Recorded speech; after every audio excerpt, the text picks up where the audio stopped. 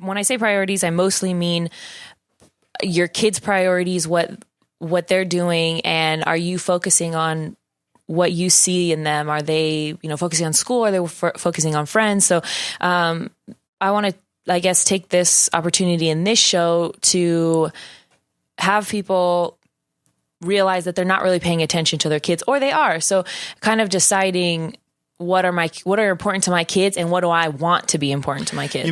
It's a great topic. I'm assuming you chose this topic because, from the kid perspective, there were probably some times that you must have questioned whether I was really focused on what you wanted rather than, fathering you from a place of what I wanted for you.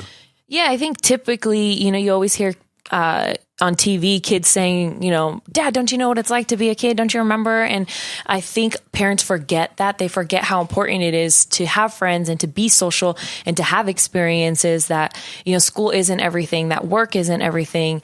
I know one of the things that we've talked about before in the past is that for us as millennials, we're not really into work as much as the older generations are. When we come home at the end of the day, we don't count work as our day, so at least for me, I know that when I get home, that's when my day begins, and I get to do my errands and my shopping, my cleaning, and I do all of my stuff and hang out with my friends. And that's where my day really is. And that's where I focus a lot of my energy and my time. And while I do that at work, I also get to live life separately from work. And I think parents don't really understand that, especially if you have a teen. They don't understand that school isn't our life. School isn't everything.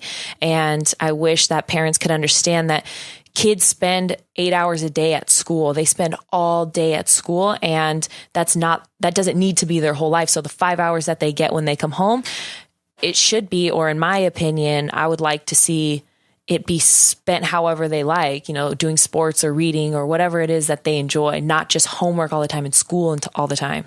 Yeah, that's great insight. As you're talking, I'm sitting here thinking about the possibility of having parents really sit down with their kids and get to know them and get to know what their dreams are and get to know what their habits are and what's important to them. And that really takes a conscious commitment to engage in a conversation with your son or daughter and ask them what their routine looks like, or what works best for you in your day, or how can I support you and what you're up to have you be balanced.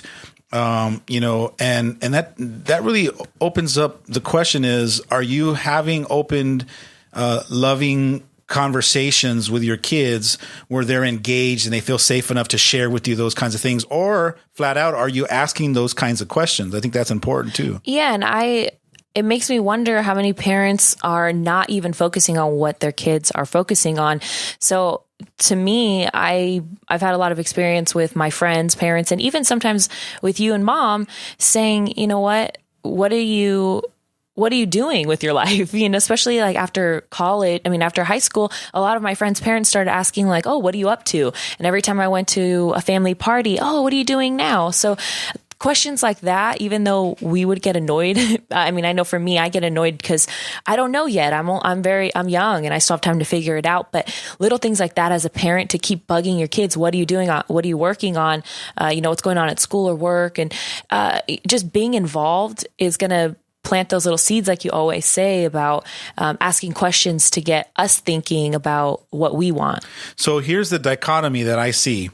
If I'm really interested in you and interested in knowing what you're about and what you're up to so that I can be a part of your life, and I'm asking you those questions, hey, what's up? What are you up to? What's on the agenda today? And I'm engaging, I'm giving myself permission to insert myself into your life by asking you questions. You can very easily see that as I'm being annoying. Oh, right? Definitely. You can like easily create a perception that, come on, Dad, like, you're suffocating me, and so I think it's kind of like this, there's this line that we have to walk. And, I definitely believe that you should, as a parent, be interested in what your kids are up to. But I think that there's also a way to ask them, and also from a certain way of being, that you're genuinely and authentically interested from a neutral place, not from a judgmental place. Because I'm sure you can hear the tone in my voice of who I'm being when I'm asking you, like, hey, what are you doing today? Right? To you, hey, what are you doing today? With a certain look on my face and a certain energy and the way I'm projecting it, you can easily perceive that I'm questioning that what you're doing has any value. Rather than, hey, bud, what you got going on today? Right? It's a different tone. It's more like I'm genuinely interested because I want to be a part of your life. So the way that you speak and the way that you project yourself and your come from is important because it determines how your son or daughter is going to hear you and the meaning that they're going to make up about it. Yeah, I know for me, I have a lot of experience with my mom asking me, what did you do today? But it's not in a hey, well, I want to hear about your day. It's what did you do to contribute to the world or our house or for me? Like, what did you do today? And it triggers me and it's like, well, what did you do today? Because I did this. And that's like how we get in arguments because I take the words and the body language and the way that things are said and I perceive them in my own Jasmine way and I flip and it triggers me to react. And I think if you're unconsciously asking, even though you feel like you genuinely care, if you're asking in an unconscious manner, you're going to give off that vibe and your kid's not going to take it as it's authentic. Yeah. And I remember growing up, there's a certain tone that our parents have, right? We call it dad tone or mom tone. And I remember my mom, I'd be out, out and about in the neighborhood, just, riding my bike or having a good time. And if I'd come in, at a certain time, my mom would commonly speak to me and say like, hey, where have you been? And it's a certain tone, the way she says it, like, where have you been? Rather than, hey, where have you been? And so the different way that you say it implies to the other person, either you're being questioned, there's some doubt about you being trusted, or it's a genuine, authentic, hey, I'm interested in knowing what you're up to in your life, and I want you to include me. And tone is really important. And if you're not aware of that, and you're not consciously observing yourself as you're communicating with your kids, you can be frustrating because you're wondering why he or she is upset at you. And they go, oh, mom, and they roll their eyes and they go in the room and they slam their door. And you look at your husband or your wife and go, what did I say? It wasn't what you said. It was how you said it. And I think that's important for you to really kind of take a look at that. Yeah, and I want to give an example that one would be feedback to you and then also parents if they do this or not. But when I was younger, I would always get calls from you and they'd be, where are you? And I would all of a sudden automatically, like, this feeling would go through my body, like, oh my God, I'm in trouble. I have to lie. Where am I? I'm down the street. I'm on my way home. And, oh, okay, I'll see you soon. Hurry up. And I would freak out. But now that I'm older and I think you've learned how to coach and parent in a more effective way, I'll get calls now that are more fun and more playful. Hey, where you at? And I start laughing because I'm like, I'm at my friend's house. And those are more playful and more fun. And you're getting the same thing out of me. But I'm not afraid, and I'm not, like I said, afraid of getting in trouble, and you're getting probably the truth. It's funny because not too long ago, I think last week, you told your mom you were headed somewhere, and then all of a sudden you diverted your plans and went somewhere else, but didn't check in with us. And, you're a grown woman, but at the same time, we love you and we care about you. And it's a responsible way to communicate with the people you live with. And so when you didn't come in, all of a sudden, at a certain time, the worrying starts kicking as a parent. So I remember texting you going, and I remember right before I wrote the text, I really consciously was aware of what I was going to say. And it was, hey, where are you? I just want to make sure you're okay. Now, I could have just said, hey, where are you? And put a question mark. And you could easily have interpreted that like, hey, where are you? I'm questioning where you're at. I don't trust you. And then you could have, went into resistance in that. And now all of a sudden got upset or angry and annoyed and then texting me back. And that's how sometimes even our communication with texting, you're missing that context. But I can see how that could have tagged you and got you upset. So it was really hyper aware of making sure that after I asked you where you were, it was to let you know it's because I'm concerned. And sometimes going the extra mile and explaining at the end of your questions to let people know what your intention is important, because it lets the other person know that they don't have to react. They don't have to go back to their fears or their childhood and try to defend themselves and all that kind of stuff. So giving yourself permission to kind of elaborate a little bit more in your effectiveness of communicating really helps the other person understand why you're asking those questions. Yeah. And for me, because I remember you sending that text, adding that little extra part at the end made me, that I had a sigh of relief, and I kind of beat myself up like, I have to take accountability that I always forget to communicate where I'm going to be and where I'm at, especially when I say, hey, I'm going to be home at this time and I haven't showed up. So it was a good way for me to look back and say, oh man, like that's my fault. Yeah, I'm here. Sorry. And take responsibility. Now, if you have a kid who's 13, 14, 15, who's younger, they're probably not going to see it like that and take accountability right away. But I think your come from is going to teach them, yeah, my mom's worried about me. I know this now, so I need to communicate for that reason. And if they don't know it, I think it's your job as a parent to teach them that, to sit them down and explain, look, when you're out and about in the world and I am texting you or I'm trying to reach you, it's not because I don't trust you. It's not because, you have to do it my way. I'm reaching out to you because I have a fear, or there's a part of me that I don't trust the world and the way that the world's headed, and I want to make sure you're okay. And so I think just being honest with your kids up front, especially about how you feel and some of your own insecurities, will help your son or daughter understand why you're showing up as a nag all the time, why you're always, looking over their shoulder. I think if you just explain that and you were honest with them, I think that they'll have a little bit more compassion, and then you'll actually get them to shift and start teaching them how to communicate more effectively. And I think it's really important, especially for our topic today, that you know, one, what your kids' priorities are, and two, maybe making a list of what your priority or what you suggest the priorities to be. You meaning the parent? Yeah. So as a parent, maybe you have a separate list that says, hey, this is what I think my kids find most important. Number one, friends first. Number two, then school.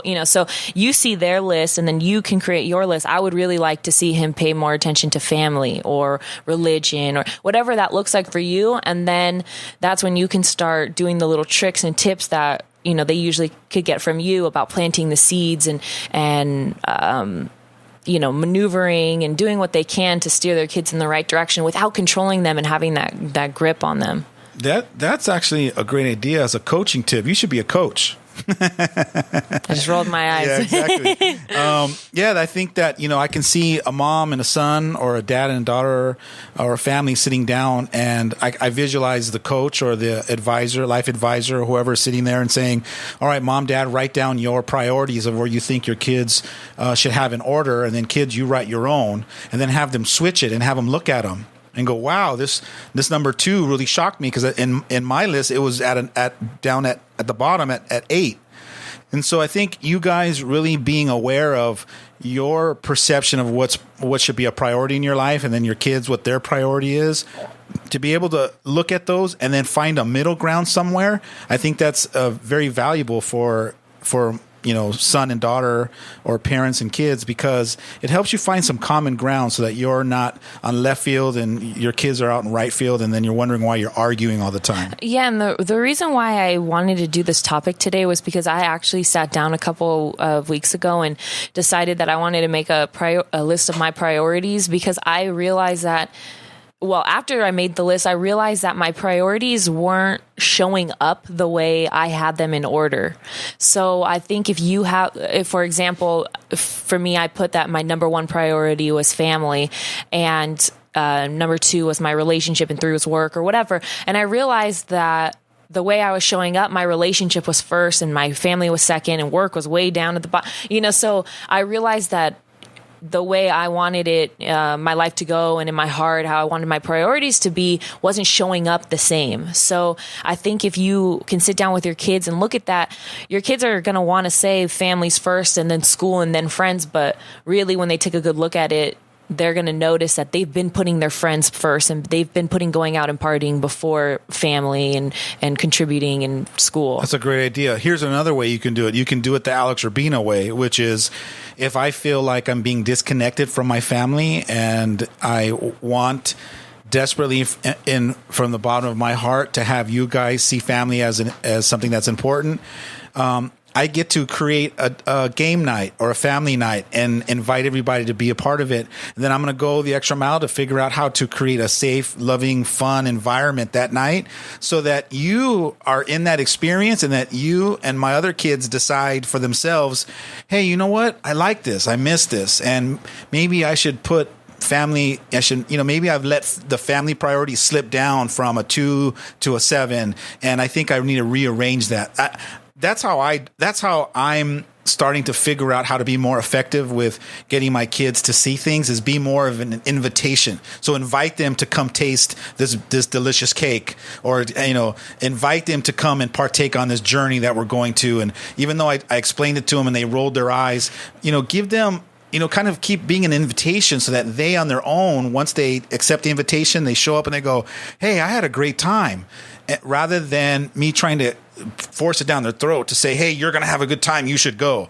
Be more of an invitation and then see if they accept that invitation. And then once they do, they come to their own conclusion that this is something that they have not been making it a priority, and that they miss it and that they love it. Yeah, I'm not sure if everybody can identify with this, but I know a lot of people, especially my friends and a lot of people my age, is they have this overwhelming feeling of guilt when they're not around their families, or when they can't make it to a family event, and I think it has a little bit to do with parents and the way that they make them feel. I know that I put it on myself. So sometimes it's not my parents, it's me who is feeling guilty about not contributing and not being a part of the family. And I think that's a natural trigger that says, hey, maybe it's time to check in with your family. Maybe it's time to give them some of your time. And whenever I start having that guilty feeling for not going to something, and if it's so overwhelming, it's one of those things where I give in and I decide I need to go to this. And for me, that little trigger is the one thing that will get me grounded and centered to hang out with my family and be with my family. And when I'm at those events, that's when we have the fun. And that's when I'm like, oh my gosh, I miss my family. I want to do this again. So it's like you said, me coming to that conclusion instead of having somebody tell me that that's what I should be doing. Here's another way I think that is effective as a parent. If you really want one of your kids or some of your kids to shift their priorities, let's take the family thing since we're talking about it. If I notice that it seems to be, or appears for me to be, that your priority in family is at a level 3 rather than a 1, then what I'm going to do is a little bit of time as I see you. Every time I see you, I'm going to drop little seeds.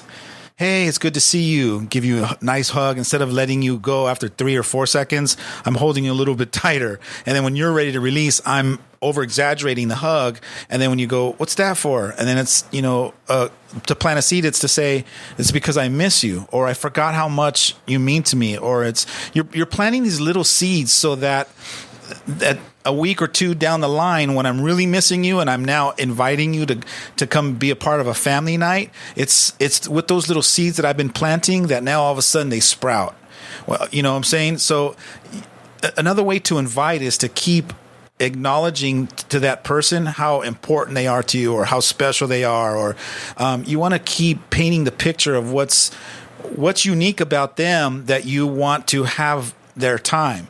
And so I just wanted to highlight a little bit more about planting seeds. You can plant seeds right before you open up the big invitation for them to jump into. We have to take a break, but stay tuned for more of My Conscious Dad right here on your hometown station, AM 1220 KHTS.